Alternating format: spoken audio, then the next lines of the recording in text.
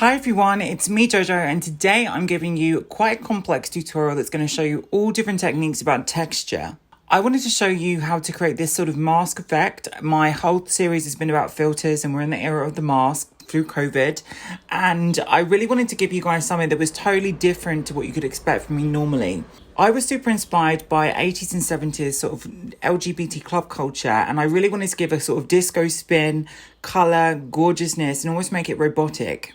This is going to cover how to do a glitter lip, how to do an incredible cut crease, and also how to use synthetic skin versus real skin as a kind of like way to decorate your face.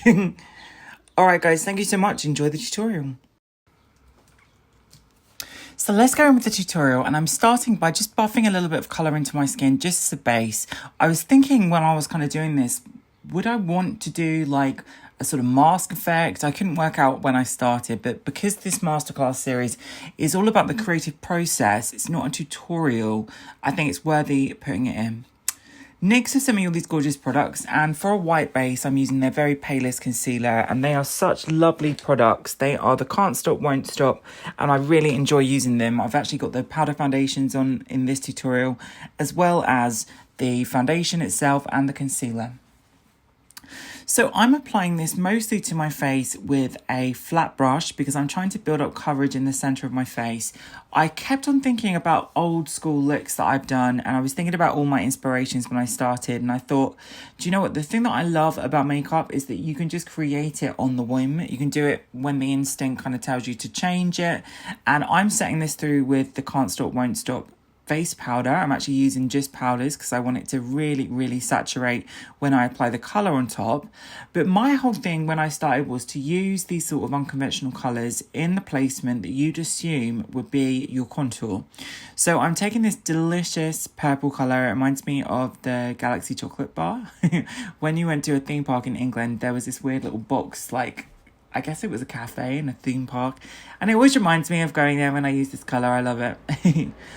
When you're actually using purples, sometimes they imprint a red stain on the skin. So you have to be really careful when you're doing a tutorial like this, because I knew enough about what I was going to do to lay down a couple of like layers first. You don't want to put it just freshly on your skin if you want to remove anything, which I'll show you in a minute. Now, with my skin, I tend to buff and stamp the product on. This is because I want to build up the textures bit by bit. And the reason why I think it's so important to actually stamp the product on as opposed to buff is because when you stamp the product on, it gives more of a sort of opaque control. So you won't get that sort of wishy-washy look. And sometimes when you actually buff, you're actually taking the product off the skin. You don't want to take it off the skin. You want it to be focused in these areas. If you think about a ripple and you start with a strong like stone that ripples in a pond, and then it goes weaker and weaker and weaker, and those furthest away ripples aren't as strong as the first stone. That's what you should be doing when you're thinking about blending out the colour. You don't want to start and then just keep everything consistent because it will look blocky. And sometimes, again, with blues in makeup, they tend to dissipate. So the red will stick, but the blues, they don't have the same adherence to the skin. So when you buff out a purple, sometimes you can actually get this sort of strange, sort of cloudy, funny shape. So just get the colour on the face, stamp it on, and this is kind of like the areas that I chose to reference. So I wanted to do the central part of the face, and I also wanted to kind of play with a male contour. So as I've done in my male tutorial, I'm following that bone structure really. I'm not doing a very feminine shape because I think like this look was very fashion and alien, and I wanted to look almost gaunt within the makeup. So it almost replicated, I guess, like a Kristen McEnemy sort of look from the 90s or something. So I'm using a larger brush that's just got more of a sort of fluffy bristle head because I want to use these types of brushes to blend out the edges. I'm also laying down a different tone. So this is a kind of like a mix between a purple and a skin tone. I wanted to give something that was just almost like a plum on top of the deep purple because I wanted to get that sort of blend between the two while still having that strength of colour. I'm also using this as almost like my secondary contour, so not my dark shade but my mid-tone, and I'm sketching out that male bone structure. So instead of making everything curvy, I'm trying to angular off where the cheek would hit into the front of the face, and I just think it looks cool. I think it just makes more of an androgynous approach than doing a traditional contour and then looking back and thinking like, this is too pretty. I didn't want it to be pretty. I wanted it to be beautiful, but not pretty. So I always go back in with the palest shade, the one that I actually set the face through, which is the Can't Stop Won't Stop Set Powder and the Can't Stop Won't Stop Powder Foundation. And I'm actually using this to really feather out the edges. I love this NYX eyeshadow. It was a bright pink. I've had it for some time. It just worked for my kind of vision in my head. I was thinking, let's do like an alien-esque thing, and I love the two colors when they come together. It's some of my favorite colors. I think probably my favorite colors are purple and pink, even though I always say I love all the colors. Now, as you can see, I'm adding this to the nose. Now, there's been a bit of a trend across social media to do this sort of I call it like the allergy nose, because people are like contouring the tips of their nose red and almost around their mouth, so it looks like you've had an allergy, which sometimes I think is cool to play with. I think it's a very interesting effect. I'm using a white, and I'm actually taking this colour above the cheekbones, so I really want to elongate the tip of the cheekbones, almost make it feel like it's projected out, almost like a Lady Gaga album cover when she was doing the prosthetics, but obviously I'm making this a little bit more blended. So nothing as extreme as that. I don't want it to look like there's spikes, but I want there to be a dimension to the face. Now for the lip, I wanted to try a different approach. So I started off with the matte lip cream by NYX, and this is the gorgeous pink they do. I felt like the pink, if you look on the screen, it actually gives more of a red tone than a pink. I didn't think it matched the eyeshadow at all. I felt it was a bit strange. So I started to build up on top of it with the same eyeshadow, and I started to smudge things out. I went into the brows and I started to actually use the Can't Stop Won't Stop foundation in a very deep shade, which I use as a paint to fill in the eyebrow hairs. And I didn't want to colour in the brows. I wanted to sketch in hairs. So slowly I started to build up the sparsity in my hair, in my brows. And then I went through with the NYX eyebrow gel. I think it's a really great technique for anyone that just wants to give a natural effect. And here we go with the magic. So I'm taking a micellar water, which is a makeup remover. There's a very famous one called Bioderma, but this one I got in my local Tesco's. It was I think a Garnier brand. What I wanted to do is I wanted to take away the edging of the face. So I didn't want to have makeup going into the hairline. I thought I wanted to almost give that ballet Trocadero fabulous sort of like over the top look, like, and I also thought it was kind of making myself feel a bit more robotic. It kind of like I was wearing a robotic mask, and that played with my filter theme. Everything in this series has been about filters and masks, and I like the gorgeous proportions it's created when I cut off the forehead. And I also wanted it to angle down because, again, I thought it looked like a mask of a robot, almost like a Thierry Mugler legendary fashion robot kind of thing. Using some liquid eyeliner, I'm actually going into the actual lash line because I wanted it to almost be directly out and then down. I wanted to bring the whole proportion of the face down. So instead of building the eyeshadow up, I'm building everything down. But the borderline of that would start off by just lining across. Now, I was trying to get the sort of angle right, and I was using that micellar water again, and I finally got it.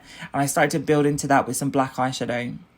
I brought the eyeshadow down and under the eye because I wanted it to bring the eyes down.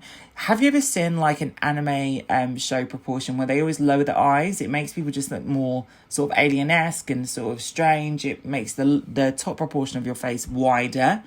And that was kind of what I was thinking about doing. So I was blending this really far under the eye, and I think this just looks fab. I'm really excited about how this turned out, and I'm definitely going to repeat this in further looks. I wanted to use the eyeshadow with a smaller brush. This is more of a paint brush, and I wanted to extend the eyeliner outside of the mask so it almost looks 3D on top. And then I started to think, we need to do something more, give it more structure, because I don't have a direct crease in that area of my eye. When I look up, my crease is kind of hidden. I really like the effect of the pink going into the purple, but I think the eyes needed to stand out a little bit different than the rest of the base because I just didn't think it had enough of that sort of substance to the eyeshadow. I thought it would just look like an afterthought, and I wanted it to be more of a feature. So what I wanted to do is I wanted to connect from that side of the inner corner of the eye into the same line that we've already created against the eye. And I could have stopped here, actually. I think it looked quite cool without joining it in. But to me, I always like to experiment and play with these ideas. So I took the eyeliner back and I started to create a double line that's, again, almost like a ballerina eye. And these were all designed to look so strong from a distance. They were never things that I guess people wanted to see up close. They were to be looked at on stage. So when you actually blend through with the shadow, I started to notice that the texture was lost and it didn't have that metallic feel I wanted. So I actually took on the back on my finger, and using a metallic eyeshadow with your finger is a much better way to apply it than a brush, because the way that mica, which is the sparkle in the eyeshadows, lay, if you use the heat of your finger, it lays down so much more. I then had this like crazy idea. I was like, no, I'm actually going to change the whole lip, because I've not done anything with my lips that have been dramatic. I've kept it kind of like different colours and simple. So I put the highlighter through the face, and then I went in with some black liner just to give some structure to the edge. And this is all in eyeshadow. I went in with some lashes, and I thought, let's add the big drag lashes. I thought they looked cool.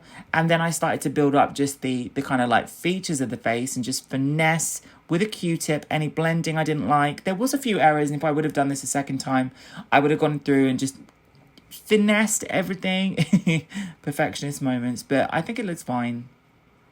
I then applied the eyelash glue, which in this case is a fast drying glue. It's a very, very good one. I prefer it to the latex glues for so many reasons. And I took this multi glitter, which actually has stars in, and they're actually purple, but some of them reflect yellow, which is a complementary colour to purple. So I was like, this is the one. We're going to do a disco lip, and it's going to be all the different techniques in one tutorial. Now, I am obsessed with this lip, but I wanted to give the texture difference because we've got the metallic on the skin, but when you do a metallic, you need to have a contrast. You need it to be next to a matte. So I took that Can't Stop, Won't Stop NYX face powder and actually started to go through with a paintbrush and lay that product down. So it really contrasted to a huge difference. It's not just metallic, it's now metallic and very matte. Then I started to just use my finger again to add more metallic to the face and just sort of blend things through. And I thought once I'd done this, I just wanted to make sure my hair, which I kind of gave a ballerina style to, I wanted it to be just finessed. So I went through all the colour of my hair that's growing out and tapped in some ashy brown / black eyeshadow. I love this look. Let me know what you think. Thank you so much, everyone, for watching my tutorial. Thank you to NYX and thank you to Retrieve. I can't wait for you to see more.